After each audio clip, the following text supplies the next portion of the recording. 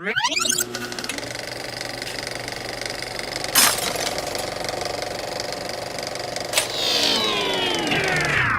everyone, Chris here. Just got in from seeing Furiosa, a Mad Max Saga movie.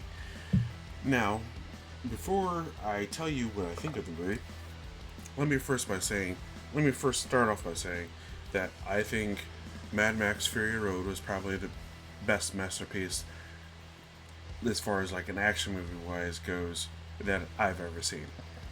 I love that movie through and through. Seen it so many times.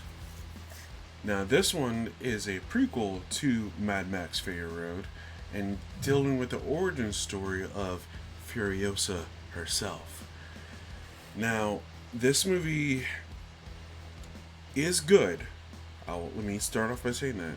This movie is good. It's just that it doesn't have the same magic as Fury Road. That doesn't mean the fact that it's a bad movie or it's a letdown or anything like that. I didn't know what to expect coming into this. Now I know, okay, we know why Furiosa is the way she is. And she has every right to be the way she is. That girl's been through so much. The movie has starring Anya Taylor-Joy, Chris Hemsworth, as well as the villains from Mad Max Fury Road, just in their younger days. But yeah, it's a very good, entertaining movie. I will say one gripe I have with it is the fact that there is like Anya Taylor-Joy barely talks in the movie. Like barely talks. Like probably has 30 lines of dialogue, if not less. And that's a lot missing from the main focal point of the movie. Now, it was kind of done with Mad Max Fury Road, but the side characters were with Mad Max the whole movie and could carry the movie along with their dialogue. In this one, she's mostly by herself, or she'll meet like other people that help her along her journey, but unfortunately, they're not in the movie that long. So it's just like, okay, I get I'm supposed to root for Furiosa. I get that. I know her story. I know her story after this movie. But what's motivating me to be engaged with the dialogue in this movie instead of just focus on the action scenes?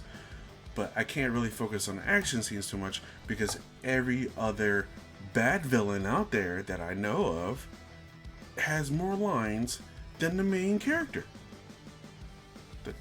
That just doesn't add up to me. That is one hiccup and gripe I have with it, and I'm nitpicking probably at it, but the action scenes were freaking fantastic. The sound design is also fantastic. Everything works in this movie except for what I just mentioned. And if what I mentioned was implemented more, this movie would have also been a masterpiece. But unfortunately, I have to give it an 8 if I were to rank it. If I were to rate it, I mean, it's a good movie. It's just not Mad Max Fury Road. And definitely know that going into it. Now, Chris Hemsworth knocks it out of the park as a villain. He's great. He is fantastic. We got a lot of him here. Like I said, his lines, he has probably 3 to 4 times more lines than Anya Taylor-Joy, which is ridiculous. Because they're both in the movie quite a bit.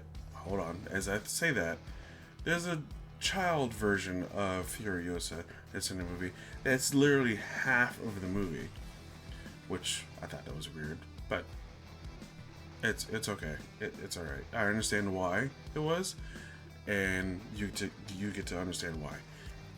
Just know the fact that the kid version of Furiosa is in there for about half the movie.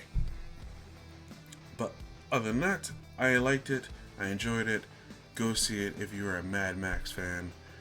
But if you're kind of hesitant on it, please just go ahead and wait to watch it at home. It's not a rush out to go see. It's more of like if you really like things that go boom, and if you really like loud noise cars and gunfights and all this kind of stuff, definitely go see it in theaters as soon as possible. Comes out this Friday, and yeah, definitely go see it at some point. Whether it be streaming or in a theater. Alright, I'll catch y'all later.